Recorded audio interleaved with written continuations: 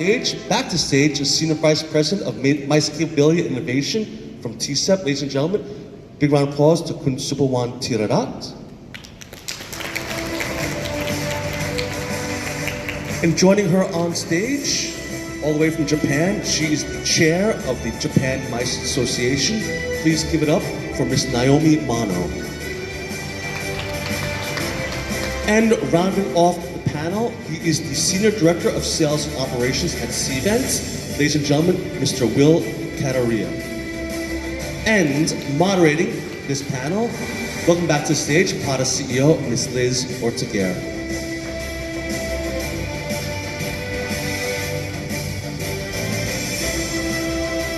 Liz, the stage is yours.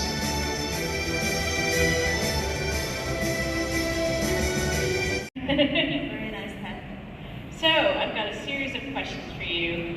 Various regions in different stages of recovery. To what extent have you seen event bookings recovering in your market? Oh, actually in Thailand market, it's picking up, okay? Before the COVID, I still remember, 2019, we got the great figures than ever. We can earn, I think about 7,500 million US dollar a year. However, during the COVID, it's dropped down almost 80%, but 20% is come from the domestic consumption that we changed.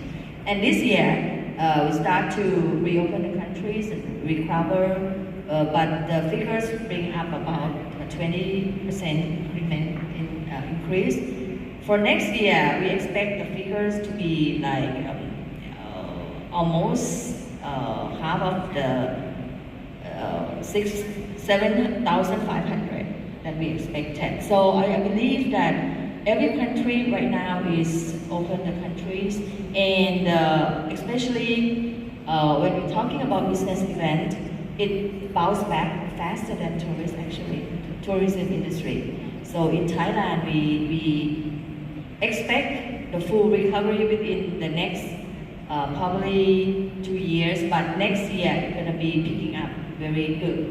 We got a big crowd from the university, incentive travel, 10,000 people just come to Bangkok right now this week. And also we just hosted the Global Women Conference, which is about 3,000 women across the world being in Bangkok. So our challenge is how can we move or pitching other city to be the host city instead of going to the capital of Bangkok right now. Interesting to hear MICE is leading your recovery, and we hope we're contributing to that today. So Naomi-san, I know we appreciate that your market is not fully open yet, and there is limited travel in and out by Japanese citizens. How do you see MICE opening at this early stage, and what do you anticipate? In terms of Japan, and I'm really sorry for the experience that Peter had to face today, yesterday coming in to Thailand through Narita, but we're actually finding that the MICE market is starting to pick up. Although the borders are not fully open, in terms of business travel, it is opening up. We're already starting to see the pickup of bookings for smaller meetings and incentives as well as events starting September this year. We're seeing that a lot of people have not met the Japanese clients, so a lot of board of directors meetings are happening in Japan, including C-level events, CEO conferences, chief marketing executive conferences, and so on. So we're hoping that post-September into spring next year, we're going to see the buildup of meetings and incentives and events again. Fantastic. That's great to hear. And Will, as Cvent, you've got a broader purview across the region. What are you seeing in the current MICE situation? Absolutely. I think our experience is a little different because we power events and we have the technology behind it. So I would say we cover APAC. So I think the recovery has been very different for different markets. It's interesting for us in APAC because every 1,000 kilometers, the rules around events and meetings and travel is very different. So for instance, countries that have more inbound, like local travel, the recovery is faster. Singapore, for instance, where I am from right now, is we are looking at MICE and corporate events which are happening at a decent scale, still not a very large scale, because we still can't get travelers from China and Hong Kong, which is a majority of people coming over to Singapore. Japan, as Naomi mentioned, right, I mean, there are still restrictions. We're hosting events with our customers, but most of them are virtual and hybrid in nature. Not really large scale as we used to see. And then of course Hong Kong, China, we all know, right, they're still in a kind of a lockdown kind of situation. Malaysia is opening up, but still they're not at that level. Most of the MICE events are local and with local travelers, and they're also looking at hybrid kind of events right now versus attracting people from different countries. So I would say local events, yes, there's an advent to it, and that's kind of bringing it back, but international travel happening, but still at a very low scale. I see. So you're seeing like an incremental staged recovery unfolding. Yeah, absolutely. Okay, very interesting. So I'll come back to you, Supawan, and ask each of you, what key trends are you seeing with the restart of MICE? Okay, first trend, I think technology is a key right now. We already experienced this during the COVID for 2 years that we have to use a lot of digitalization transformations, social distance, facial recognitions, all the virtual events.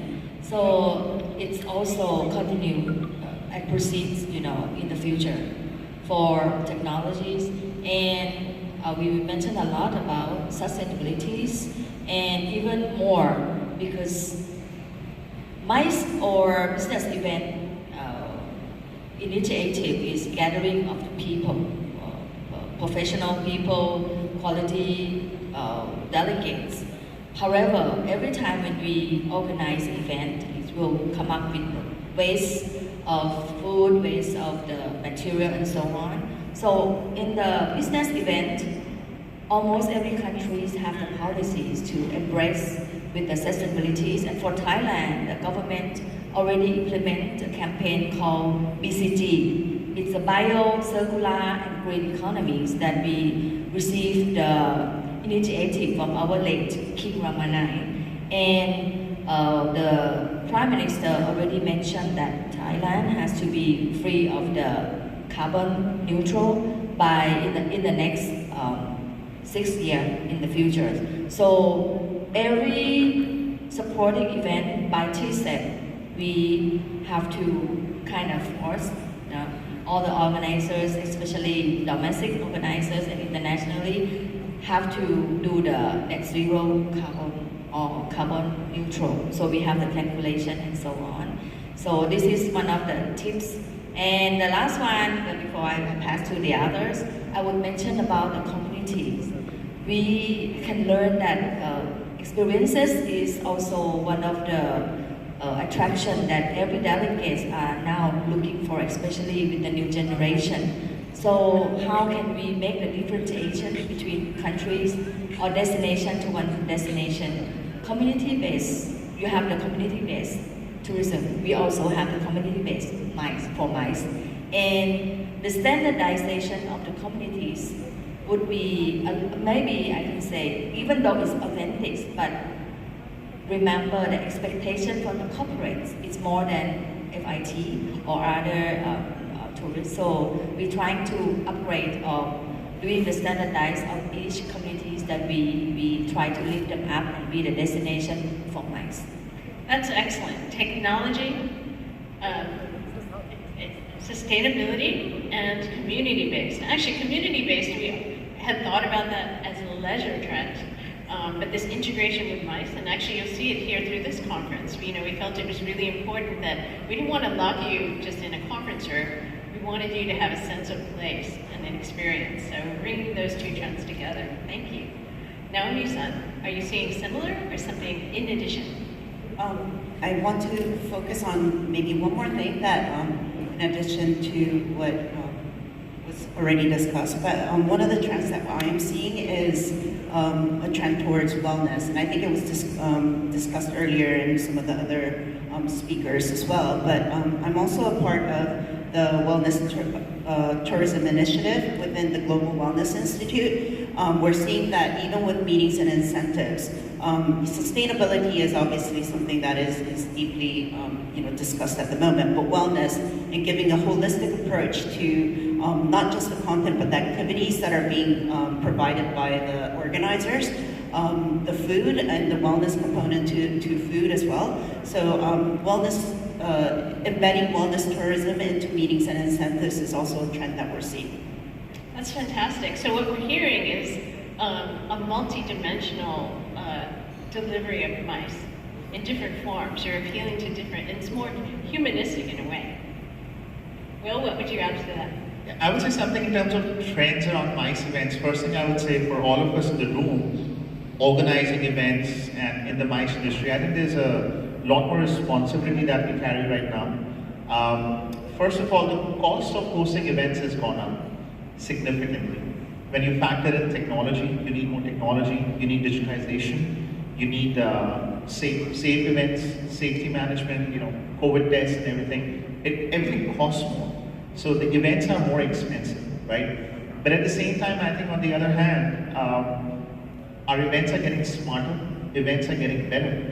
So for the industry, for the long term, with COVID, what had happened is that we took 2-3 steps back because we were the industry that took it on the face, right? It was very difficult times for the events industry.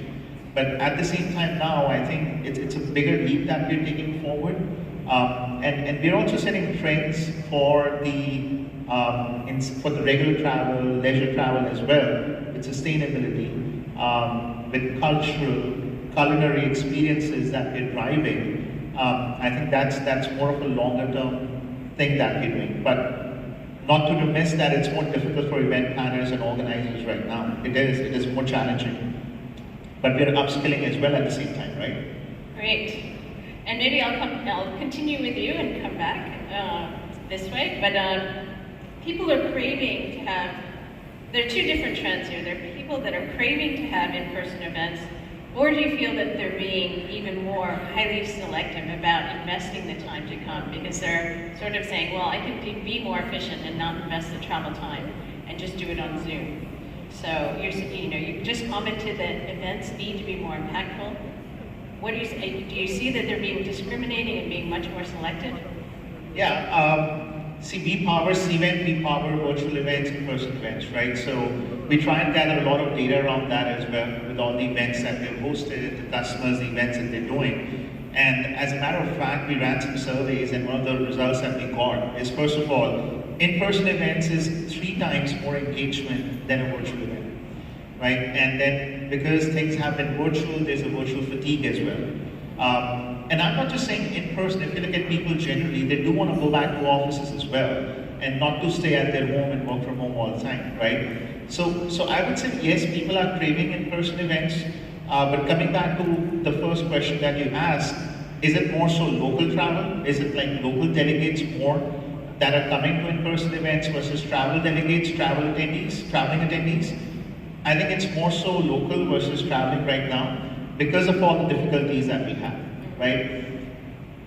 Also, Asia Pacific has always attracted audiences from the West as well, right? When you look at Asia, I think Australia has been coming to Asia a lot. We have had conferences, even America, right? But right now, because of all the travel restrictions, we're not getting travelers as much for business events.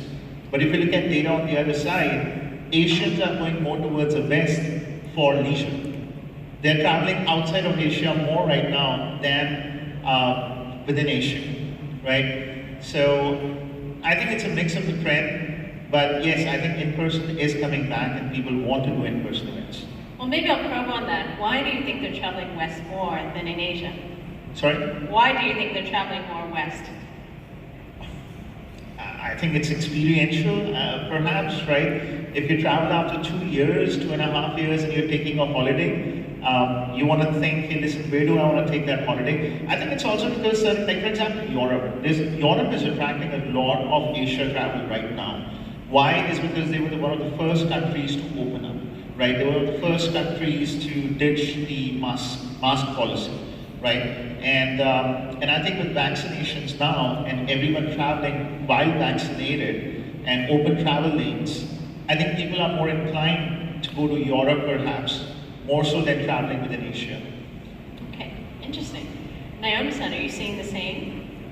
More selectiveness, a propensity to go more west than within the region? We're also seeing that in Japan. People are traveling more to the west, you're right. And also because I think Japan is one of the most backwards in terms of the regulations on travel, as we're seeing it at the moment. So they feel that they're so restricted. And being in Asia, it is still restricted. I think Asia is a lot more restrictive in terms of COVID and their attention to COVID and safety. And it's more open in the US or in Europe. So we're seeing a lot of our clients are actually choosing, a lot of our domestic clients are actually choosing to travel westward, whether it's Europe or whether it's the US, and they don't have to wear a mask, whereas in Japan they will feel so restricted that they will never take off their mask wherever they are. So we're seeing that as well.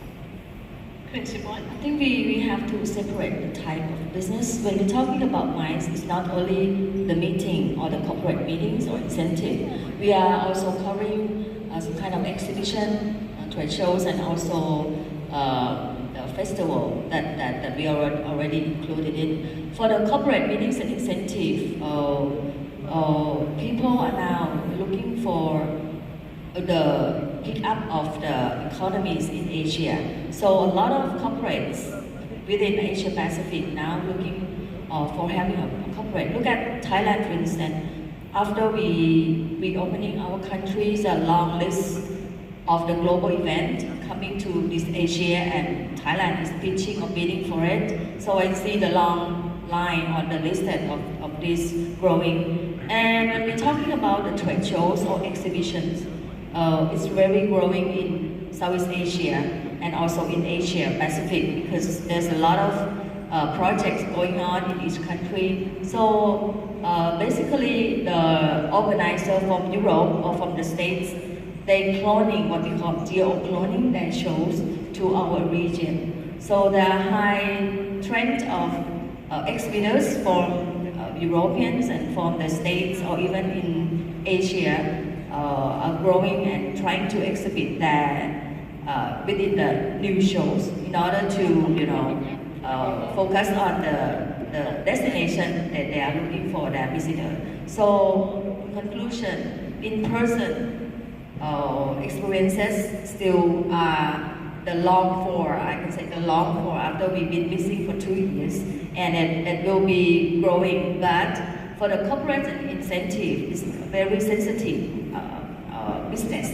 They come fast and also they go fast. They bounce back very fast.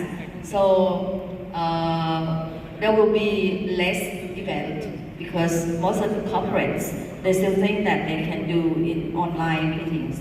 But anyway, once a year or twice a year, they will have to meet with their chain, their group of companies. For the trade shows or exhibitions, I definitely, especially those organizers from the European, they kind of agree that in-person trade show will come back, and they think that hybrid activities like conference, that they can do it also. But at the end of the day, people still need to do face-to-face. This is the charming of the business event. Yes, and I think we've all experienced the strength of both formats. Virtual, you can reach very effectively, it's very efficient in your time, and then the chance to connect physically, in person. Now, you mentioned trade shows. Do you see, and I know this question has been raised among industry colleagues, do you feel that the travel mart concept will evolve or stay the same as it's been? Does it need to innovate, and do you see that moving in another direction? Related to the exhibition concern, they used to mention that they're quite against with the virtual, and they said it's never been they will never be disrupted with the technology because they believe that face-to-face is the core of that business. Until they are facing with the pandemic during the past 2 years, quite a few key organizers in the world, they're trying to do or change that pattern into virtual business, but not so successful. I mean, not everyone so successful. And now when we can reopen the countries again, they still believe that technology is part of their shows, but not really changing, totally to the virtual.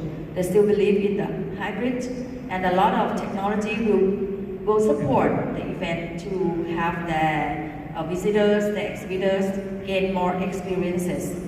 But through the technology, it's very tough. How to change the behavior or how to do more experience with the technology. So from the recent year, last year to this year, they are finding that, especially in Thailand, they are finding that when they organize the physical event, the number of buyers or the number of visitors decline, but they got the new customer segment online. However, almost 80% of the shows, the organizer mentioned that surprisingly, they got the quality visitors to their show instead, and they are satisfied with it. So Naomi-san, do you anticipate any interest in changing the travel mart concept yourself? Well, I was just going to say that before COVID, in 2019, I think it was, I was also invited on stage, and we were talking about how travel is meant to be immersive. And I think it's very, very difficult to give our clients or our agencies an immersive explanation of our destination virtually. So to be really honest, I think there's a long way to go before we're able to actually integrate that and be able to give an immersive experience virtually. So I do think that it's something that's going to take a lot more innovation. What do you think? Sorry. What do you think, Will? No, I think you're right, because there's only much that you can do virtually. You cannot give the same experiences, and with the limitations that we've had, I think the good thing though is technology has come to the rescue, right? Technology has gotten better. The innovations that's happened in the events industry in terms of technology in the last 3 years is more than what had happened in the last decade, right? And that's something because planners could have host an event, in-person event, without using technology. You could just register people, get them in, and you're done, right? Whereas now, people have to upskill, they have to learn, and they need to take the challenge. And I think the concept will stay in travel marts, right? I think it's just about of time. Hopefully, if there's no new variants, I think people are overall in the right spirit to host in-person events. People there's a want, there's a demand, and there's a desire as well for organizers as well as attendees to meet in person. Hopefully, if the restrictions are lifted by next year and it's more eased out, then I think the industry could be back to track within the next 18 months, I would say. At least 70 to 80% recovery in the next 18 months, if things go well. I hope so too. We have time for one last quick question. Name one tip you would give for running a successful MICE event. Quick, simple one? Actually, there's quite a few answers. But for me, I think we have to go back to define the objective and goal before executing or doing any planning. Because if you don't know what is your objective, what is your end, in mind, then you will not be able to think of the whole process.